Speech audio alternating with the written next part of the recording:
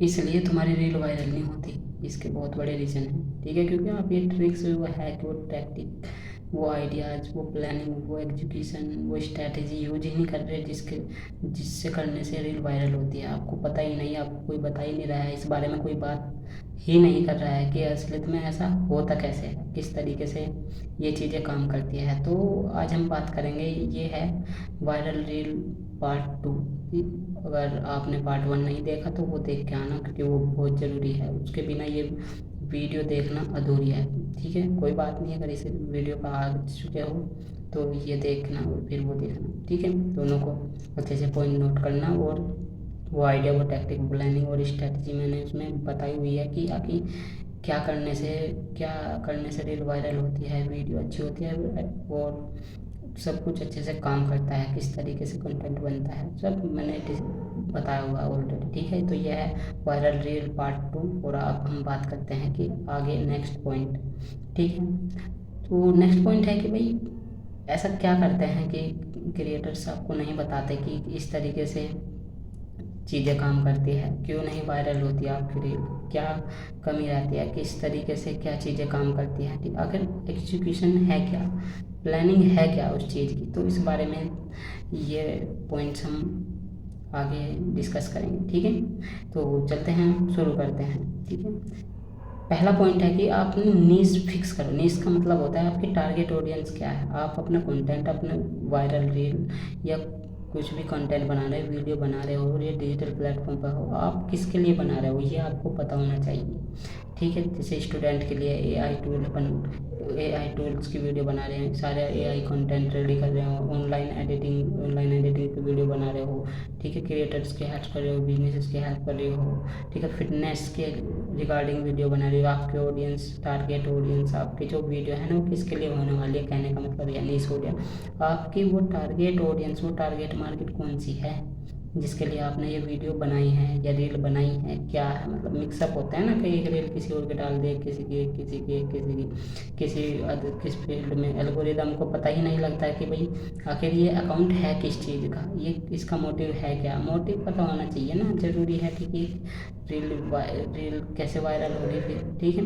तो अच्छे से ध्यान रखो, टारगेट ऑडियंस सेट करो, अपनी नीश पर पकड़ रखो, फिक्स करो उसे कि आखिर होगी कैसे, इसीलिए तो रीच नहीं आती, व्यूज नहीं आते, ठीक है। कन्फ्यूजन बढ़ता है डिजिटल प्लेटफॉर्म एल्गोरिदम में, ठीक है। तो नेक्स्ट पॉइंट है कि भाई डेली पोस्ट करो, 1-2 रील डेली पोस्ट करो। उससे फ़ायदा क्या होगा, कंसिस्टेंसी बढ़ेगी, ग्रोथ बढ़ेगी, मतलब अकाउंट्स एल्गोरिदम में हेल्प होगी कि भाई हाँ डेली पोस्ट हो रही है, टाइमिंग इंक्रीज होगी अच्छे से, मतलब एक सेटअप बन जाता है, एक सिस्टम होता है जो डे बाय डे वर्क करता है, तो आपके रील को पुश करता है वो सिस्टम एल्गोरिदम, ठीक है।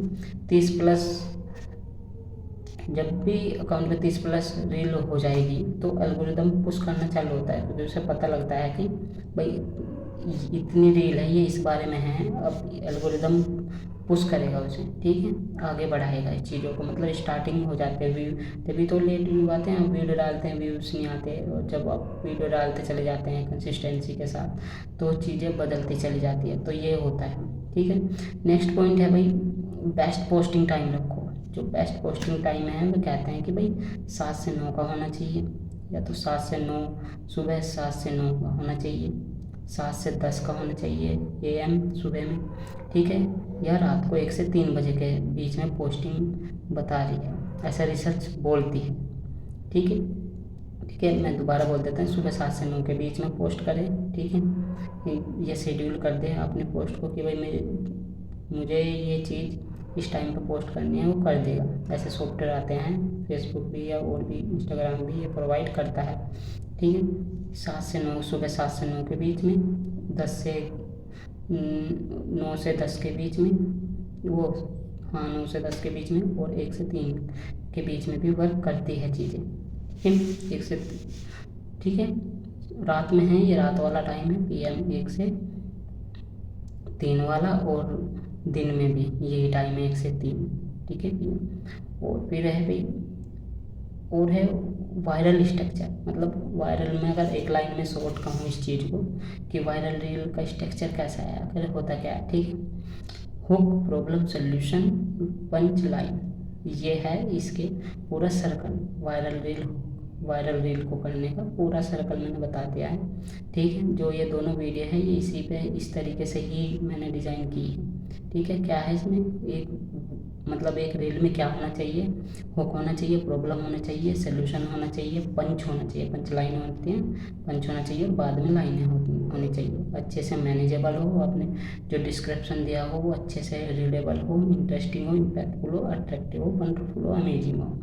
इस तरीके से ये चीज़ें सेट करी जाती है। ठीक है, अच्छे से पता लगाना चाहिए ना आपके ऑडियंस को, आखिर आपका कंटेंट किस लिए, हम क्यों देखें, किस बारे में देखें, तो ये होता है उसमें। ठीक है, नेक्स्ट है टेक्स अवॉइड करो। जैसे पंच लाइन हम गलत डाल देते हैं ना, अच्छे से डायलॉग यूज नहीं करते, ये करना स्टार्ट, ये छोड़ दो, ऐसा करना। ठीक है, वाटरमार्क लगाना बंद कर दो, ब्लर वीडियो नहीं होनी चाहिए, लॉन्ग इंट्रो नहीं होना चाहिए, इंट्रो लॉन्ग ना हो, अपने बारे में ज़्यादा ना बताएं। ठीक है, मैंने हैशटैग्स यूज़ करना बंद कर दो, कम से कम हैशटैग्स होने चाहिए।